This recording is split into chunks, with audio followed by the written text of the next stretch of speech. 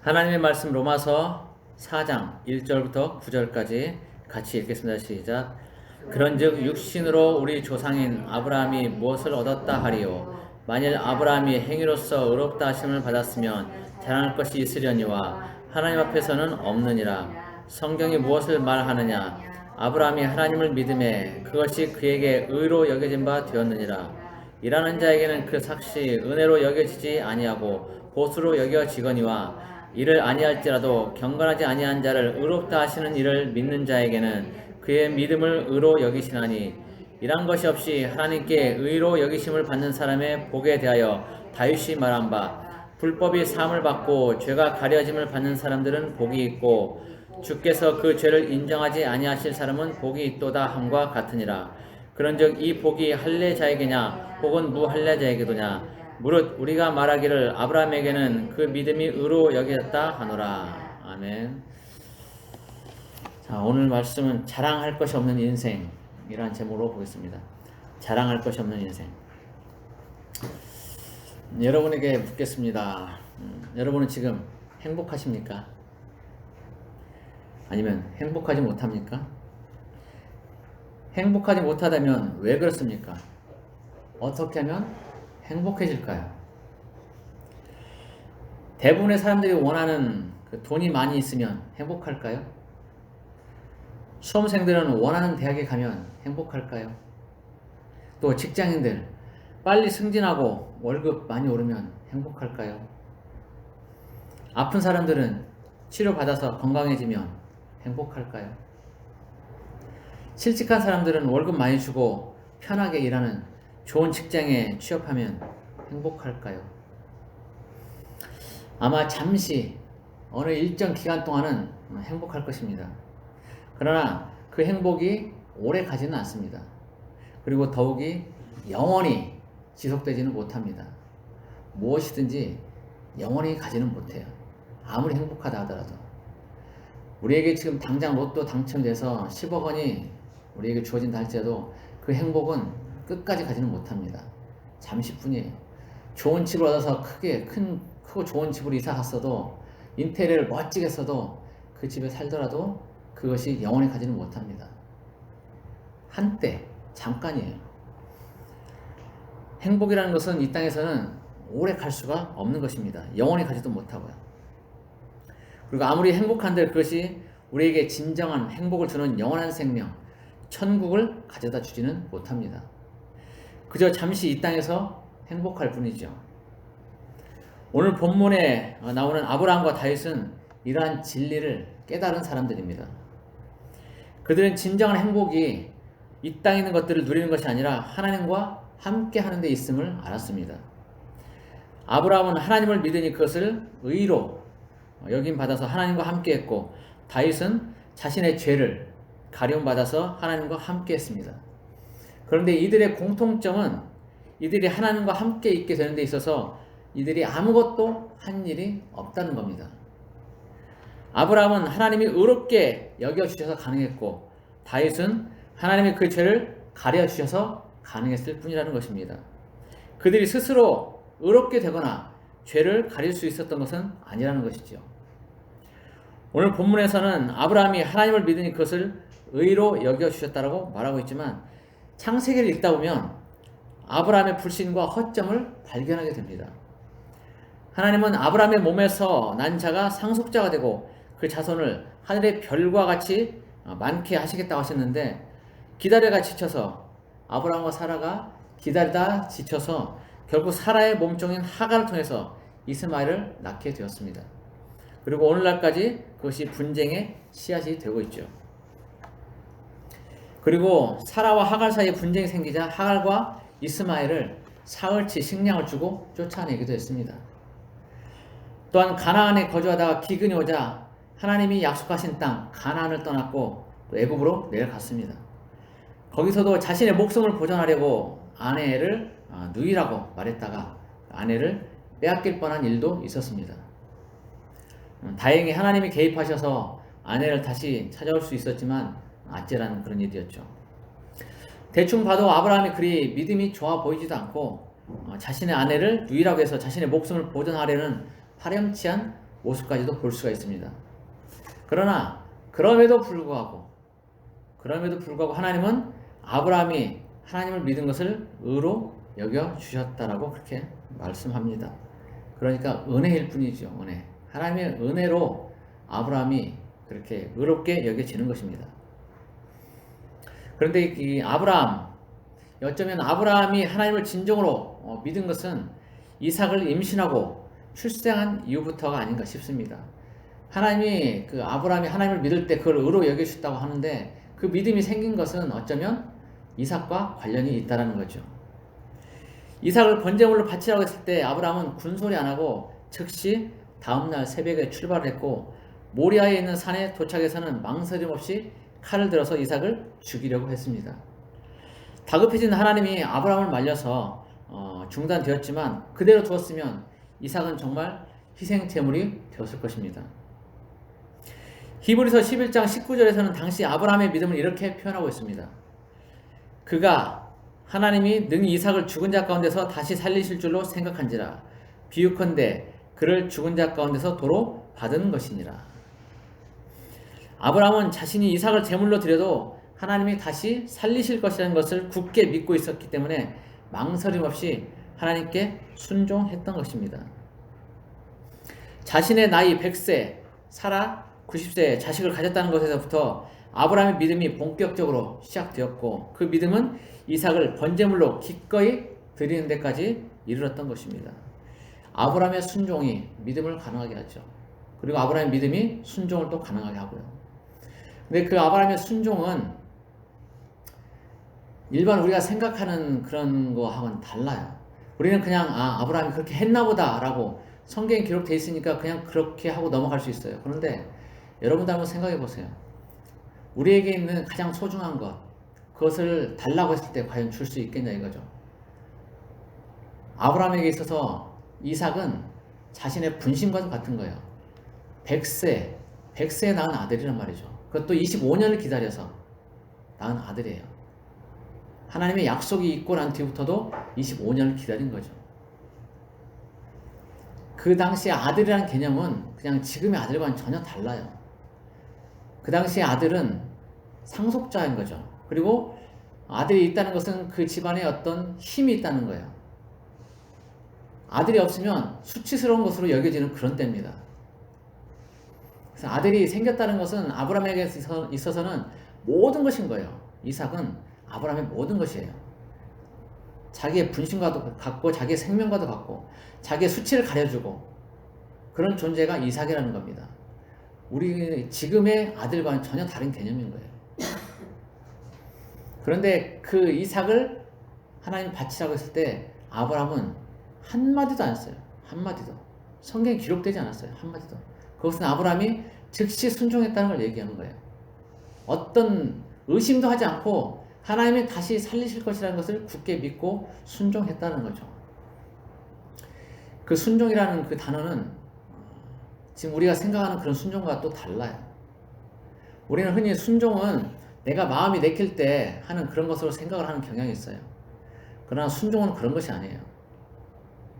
순종은 내가 마음이 내키든 안 내키든 나의 의사, 나의 상황과는 상관없이 그 말씀에 붙들려서 그대로 가는 걸 얘기하는 거예요. 하나님의 말씀을 따르는 것을 얘기하는 겁니다. 내가 마음에 들면 하고 마음에 안 들면 안 하고 이런 것이 아니라는 거죠. 아브라함도 그 아들 이삭이 아깝지 않았겠어요? 100세에 낳은 아들인데 그래서 이제 장성해가지고 20살 가까이 됐는데 그 아들을 제물로 바치라는데 그게 쉬웠겠냐고요. 절대 쉽지 않았어요. 절대로. 아마 아브라함의 마음은 어쩌면 기록은 안 됐지만 뒤엄짤일 수도 있는 거예요. 안 하고 싶은 거죠. 우리도 그래요. 우리도 하나님 뭔가 우리에게 요구하셨을 때, 뭔가 말씀하셨을 때, 어떤 걸 보여주셨을 때, 어떤 길을 제시해 주셨을 때 우리는 그것이 하나님의 뜻인지 알지만 가고 싶지 않아 하는 경향도 있어요. 그 길로 가면 힘들고 고통스럽고 어렵거든요. 그러니까 안 가려고 그래요. 그러면서 기도를 이제 어떻게 하냐면 저도 그런 적이 있는데 그 일을 할 수 있는 거기에 갈 수 있는 또는 뭔가를 할 수 있는 그런 순종의 마음도 달라고 기도를 하죠. 왜냐하면 내가 그걸 하고 싶지 않은 거예요. 그걸 하고 싶지 않으니까 순종하는 마음을 달라고 기도하는 겁니다. 그런데 그 기도는 의미가 없어요. 아브라함이 이삭을 바칠 때 이삭을 바칠 수 있는 순종의 마음을 달라고 기도했을까요? 없어요. 그런 기록이. 그냥 분소리 안 하고 따라간 거예요. 하나님 말씀에 그대로 따른 겁니다. 순종은 그런 거예요. 내 의사하고 환경과 상관없이 그냥 하나님이 보여주셨으면 그 길로 가는 게 순종인 거예요. 이런저런 구차한 변명하고 그런 건 순종이 아니라는 거죠. 요나를 한번 보세요. 우리 대표적인 불순종의 대표 주자가 요나지요.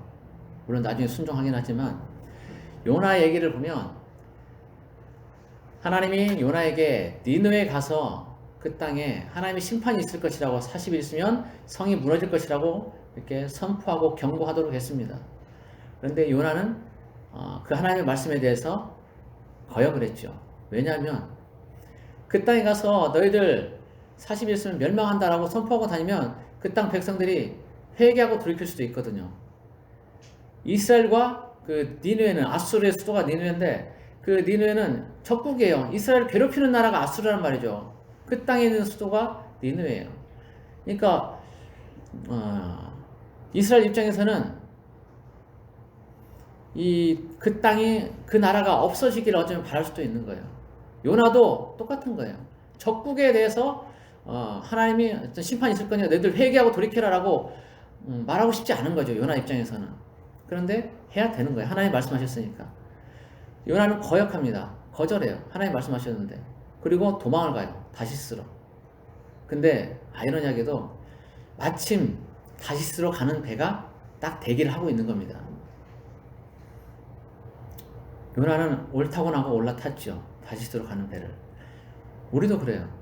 하나님이 뭔가를 보여주세요. 어렵고 힘든 길, 고통스러운 길을 하나님이 먼저 보여주십니다. 그것이 하나님의 뜻이에요. 근데 내가 원하는 쉽고 좋은 길이 있어요. 그것도 하나님이 보여주시는 것 같아. 마치 다시스로 가는 배가 있는 것처럼. 그래서 그 쉽고 편한 길로, 마음의 부담이 안 되는 길로 가려고 선택을 합니다. 하나님이 이렇게 예비해 주셨구나라고 다시스로 가는 배를 올라타게 되는 거예요. 그 배를 타면 어떻게 됩니까? 마침 그 배가 있었고 마치 하나님이 예비하신 것처럼 나를 위해서 그 차선책으로 예비하신 것처럼 보입니다. 그런데 그 배를 탔을 때 그 배는 풍랑에 휩싸이게 돼요. 죽을 고비를 넘기게 되는 거예요. 그리고 결국은 요나가 바다에 던져지고 모든 풍랑이 잔잔하게 되는 거예요. 그리고 회개하고 돌이키는 거죠. 하나님의 뜻이 이것이 아니었구나. 편한 길로 가는 것이 그것이 하나님의 뜻이 아니었구나. 고통스럽고 힘들어도 하나님이 나에게 처음 보여주신 그 길이 맞구나 라고 가는 것이 그 하나님의 뜻이라고 깨닫고 돌이키게 되는 거죠. 회개하고 돌이키게 되는 거예요. 처음부터 갔으면 고통을 당하지 않아도 돼요. 풍랑을 만나지 않아도 되는 거예요. 그런데 풍랑을 만나게 되죠. 거역하니까. 처음부터 보여주셨던 그 길을 가지 않았기 때문에 풍랑이 있게 되고 고통을 당하게 되는 겁니다. 순종은 처음 보여줄 때 하는 것이 제일 좋아요.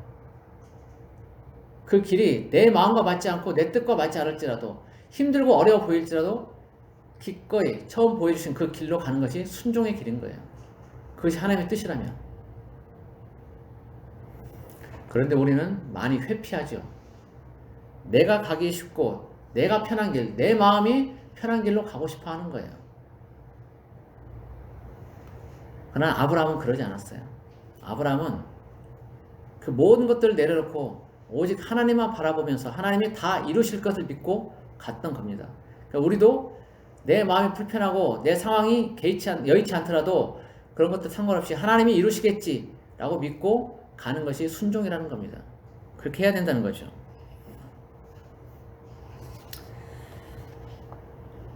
자, 아브라함은 그렇게 했습니다. 아브라함은 기꺼이 100세 얻은 아들을 하나님께 드렸던 거죠. 그러나 결국 아브라함이 하나님을 믿게 되고 의롭게 여김을 받게 된 것은 하나님이 아브라함에게 베푸신 은혜로 말미암은 것일 뿐이지 아브라함 자신의 공로는 아무것도 없었습니다. 다른 말로 하면 하나님의 은혜로 말미암아 하나님과 함께할 수 있게 된 것입니다. 이처럼 아브라함은 하나님을 믿어 의롭게 여김을 받았고 하나님과 함께했습니다. 그런데 다윗의 경우에는 믿음보다는 죄사함의 문제가 거론되었습니다. 오늘 본문 6절부터 8절까지의 말씀을 보면 이렇게 되어 있습니다. 자, 같이 보겠습니다. 6절부터 8절까지 같이 읽겠습니다. 시작.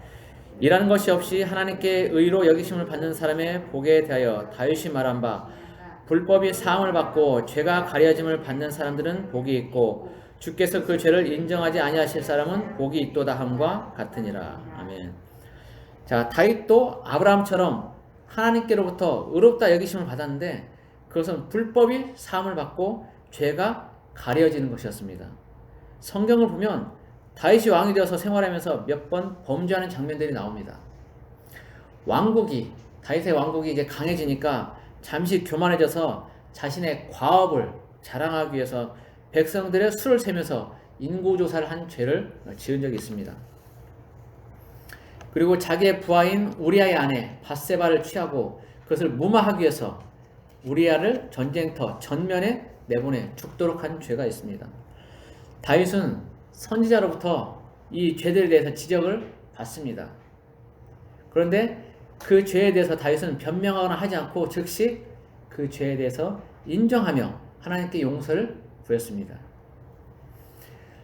다윗은 그렇게 했죠. 그런데 대부분의 사람들, 특히 왕권과 같이 힘과 권력을 가진 사람들은 누군가 자신의 잘못을 지적하면 무척 싫어합니다. 그리고 심지어 그 사람을 죽이기까지 합니다. 예전에 왕들이 많이 그랬죠.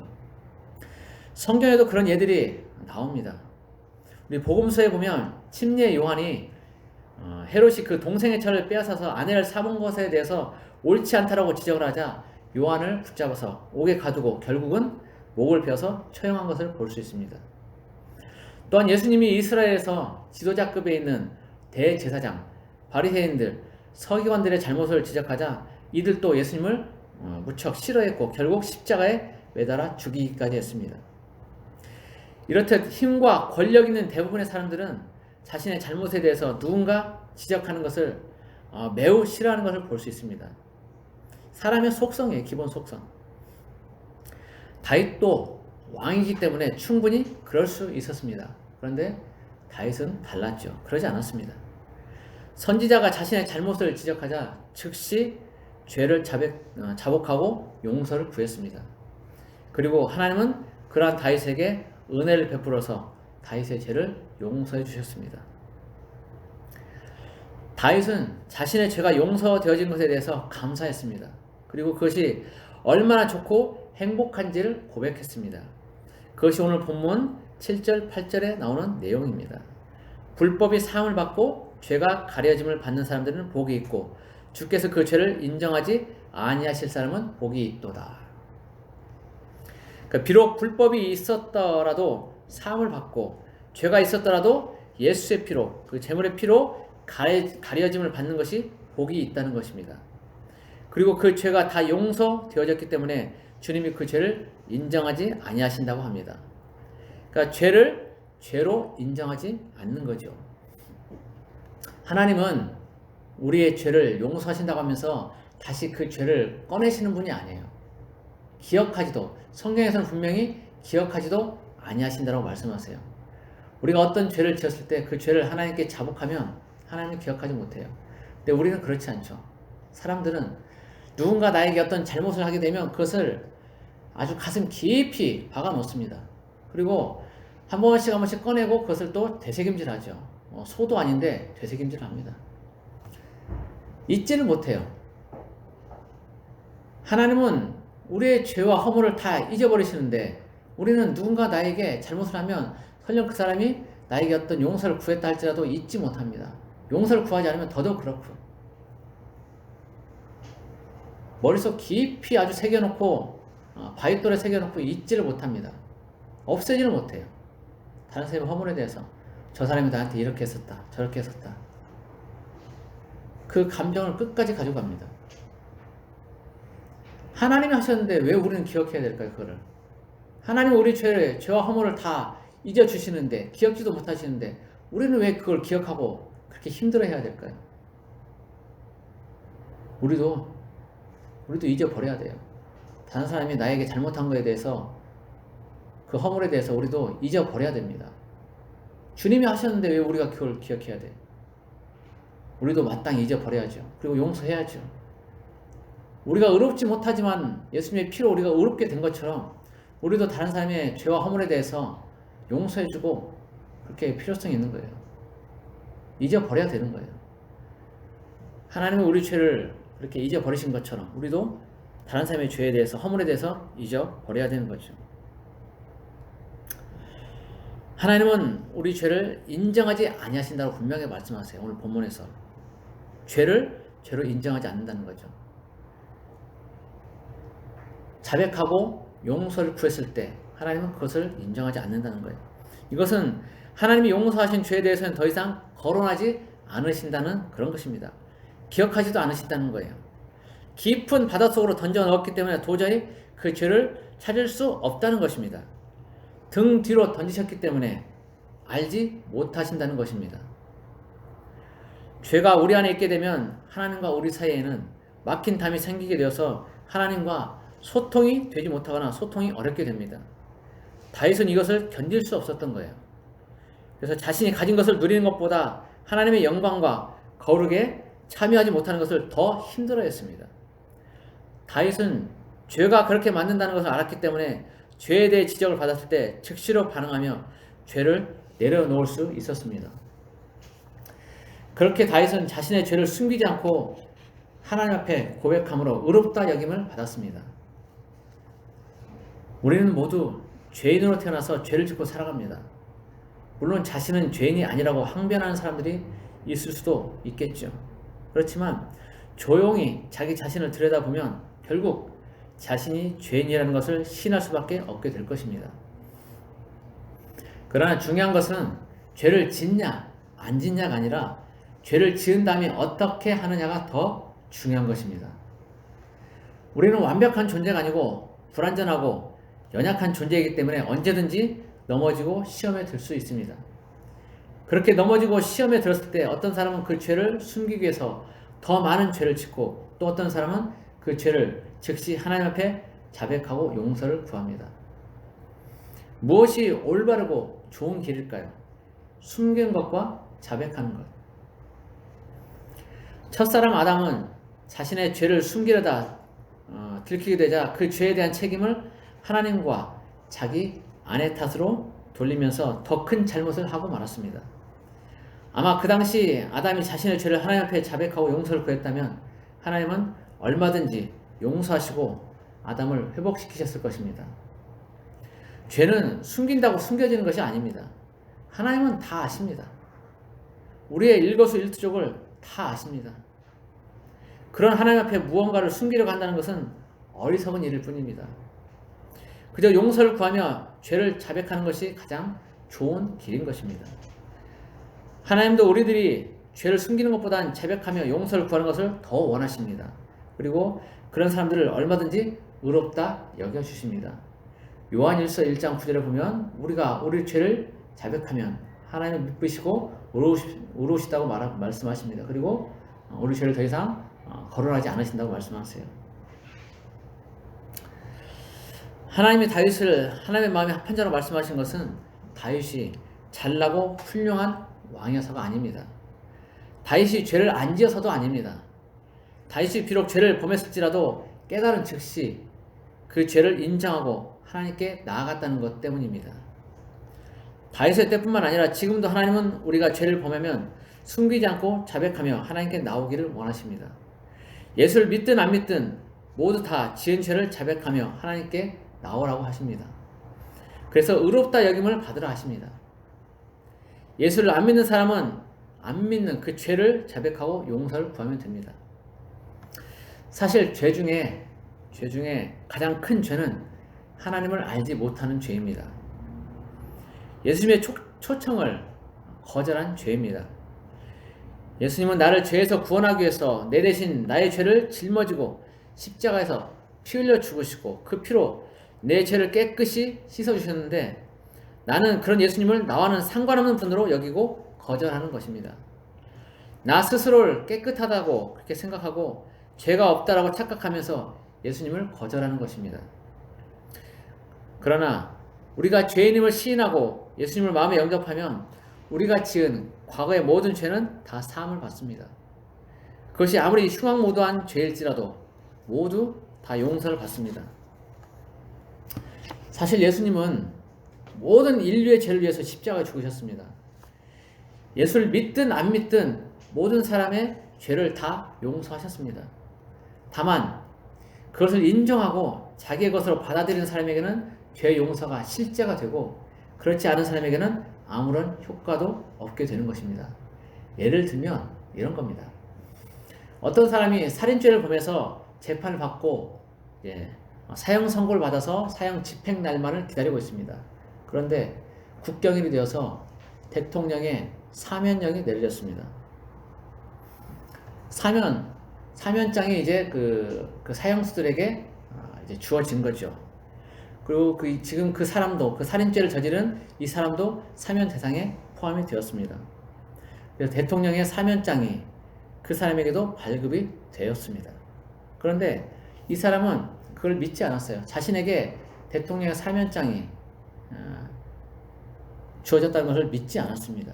나 같은 사람이 어떻게 사면이 되겠냐면서 장난하지 말라고 그렇게 치부하면서 사면장을 거절합니다.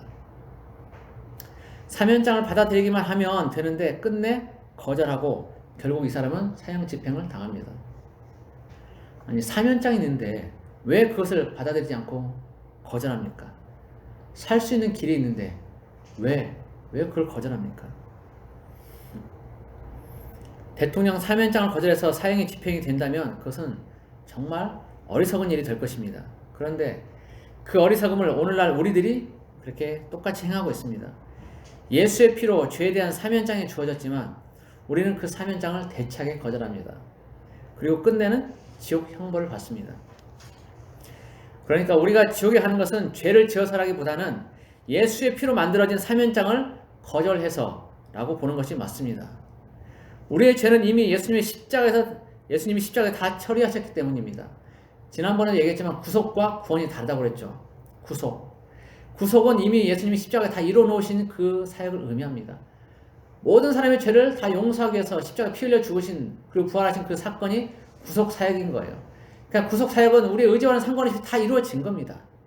모든 사람에게 동일하게 죄 용서가 다 되어진 거예요. 그게 구속인 거예요. 근데 그 사실을 받아들이고 내가 예수님을 마음에 영접했을 때 그것은 나에게 구원이 되는 것입니다. 그런데 많은 사람들이 그 예수님의 피의 사면장을 대차게 거절해서 구원에까지 이르지 못하지요. 지옥에 가냐 안 가냐 이것은 죄를 지어서라기보다는 아까 얘기한 대로 예수의 피로 만들어진 사면장을 거절해서라는 거죠.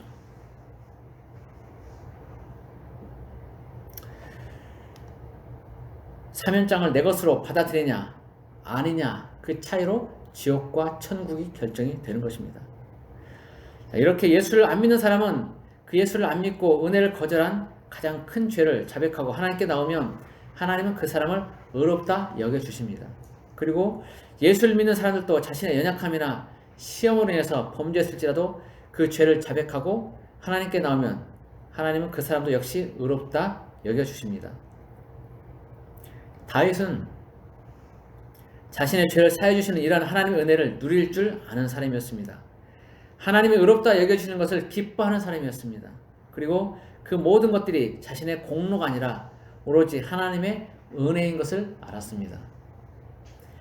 아브라함이 하나님을 믿어서 의롭게 여겨진 것과 다윗이 자신의 죄를 용서받아서 의롭게 여겨진 것 관련해서 그들은 아무것도 자랑할 것이 없었습니다. 모두 하나님의 은혜 위에 이루어진 것들 뿐입니다. 우리는 인생을 돌아보면 우리는 결코 아무것도 자랑하거나 내세울 것이 없는 인생입니다. 하나님 앞에 겸손해야만 하는 인생인 것이죠. 하나님이 의롭게 여겨주신 그 은혜가 아니면 죄 가운데 머물면서 결국은 지옥 형벌을 받아야 하고 단 한순간도 호흡하거나 버틸 수 없음을 알아야 합니다. 이 땅에서 온갖 것을 누리며 행복하게 그렇게 살고 싶습니까? 그러나 기억해야 할 것이 있습니다. 이 땅의 것들은 유한하며 그 끝이 있다는 것을 말합니다. 그리고 그 이후에 하나님께로부터 의롭게 여겨져서 하나님과 함께하는 사람은 하나님과 함께 천국에서 영원한 삶을 누리고 하나님의 사면장을 거절한 사람은 불지옥에서 고통을 당하면서 영원한 삶을 살게 될 것입니다. 이 땅에 누리는 것들은 잠시뿐이고 그것들도 실상 하나님의 은혜가 아니면 아무것도 누릴 수가 없습니다. 하나님이 지금 당장 우리의 호흡을 멈추게 하고 모든 것들을 거두어 가신다면 우리는 아무리 이 땅에 많은 것들을 쌓아두었다 할지라도 모두 다 내려놓고 갈 수밖에 없습니다. 누가복음 12장에 보면 한 부자의 비유가 나옵니다. 그 부자는 소출이 많았습니다. 기존 창고가 있는데 소출이 엄청나게 많아진 거예요. 그래서 그 부자는 생각을 했죠. 이제 창고를 헐고 더 크게 지어야겠다. 그리고 꽉꽉 채워놔야겠다. 이런 생각을 했습니다. 하나님이 말씀하시죠. 이 어리석은 자야, 네가 그렇게 열심히 창고를 크게 늘려서 채워놓은들 내가 지금 네 영혼을 가져가면 그것이 누구의 것이 되겠냐. 어리석은 자야, 말씀하세요. 이 땅에서 아무리 행복하고 많은 것들을 누린다 할지라도 잠시라는 걸 알아야 돼요. 영원히 우리가 살아야 될 그 삶에 대해서 우리는 이 땅에서 잠시의 삶을 누리는 것뿐이에요. 소풍 나온 거죠. 소풍. 이 땅에 잠시 머무는 거예요. 100년, 길어야 이쪽 저쪽. 100년 이쪽 저쪽인데 그 시간 동안 우리는 잠시 이 땅에 왔다 다시 영원 세계로 가는 겁니다. 그리고 이 땅에서 어떻게 살았냐에 따라서 예수를 믿냐 안 믿냐에 따라서 영원한 삶이 천국이냐 지옥이냐도 결정이 되는 거예요. 그래서 피의 사면장을, 예수의 피로 주어진 사면장을 받아들이냐 안 받아들이냐에 따라서 생명이 주어지거나 또는 영원한 둘째 심판, 불지옥이 주어지는 겁니다. 이 땅에 누리는 것들은 잠시뿐이라는 걸 기억하시기 바랍니다. 하나님은 모든 만물의 창조주와 운영자가 되십니다. 그리고 우리 죄를 사하시며 우리를 의롭게 여겨주시는, 그리고 그것을 즐겨하시는 분입니다. 부디 그분 앞에서 겸손하며 자신의 죄를 자백하고 믿음으로 삶을 살아서 의롭게 여기심을 받음으로 하나님과 함께하는 우리 모두가 되기를 예수 그리스도 이름으로 축복합니다. 기도하겠습니다. 고마우신 하나님 아버지, 우리는 이 땅에서 마치 천년만년 살 것처럼 그렇게 삽니다. 그리고 우리가 이 땅에서 누리는 것들로 말미암아 행복하게 그렇게 삽니다. 그러나 그 모든 것들이 다 유한하며 한정되어 있음을 우리가 알기 원합니다. 이 땅의 것들이 영원하지 않으며 다 썩어질 것들이고 없어질 것들임을 우리가 깨닫고 알기 원합니다. 그래서 영원히 존재하는 그 하나님, 그리고 영원히 있게 될 그 천국을 우리가 소망하며 나아가길 원합니다. 예수님이 우리를 통해서, 우리를 위해서 십자가에 죽으시고 그 피로 우리를 죄를 사하시며 또 부활하셔서 우리에게 영생의 소망을 주신 것을 우리가 깨달아 알기 원합니다. 하나님을 알지 못하는 죄가 가장 큰 죄인 것을 깨닫기를 원합니다. 그리고 우리가 어떤 죄를 범했을지라도 그것을 하나님 앞에 자백하고 나면 하나님이 그걸 용서해 주시고 우리 죄를 기억지도 아니하신다는 것을 우리가 기억하기 원합니다. 하나님, 우리가 이 땅에 누리는 것들, 유한한 것을 알고 영원하신 주님을 사모하기 원합니다. 그리고 이 땅에 있는 모든 것들을 우리가 범죄하지 않으며 살아가기를 원합니다. 하나님, 우리의 마음이 하나님께로 온전히 붙들려 있을 수 있도록 도와주십시오.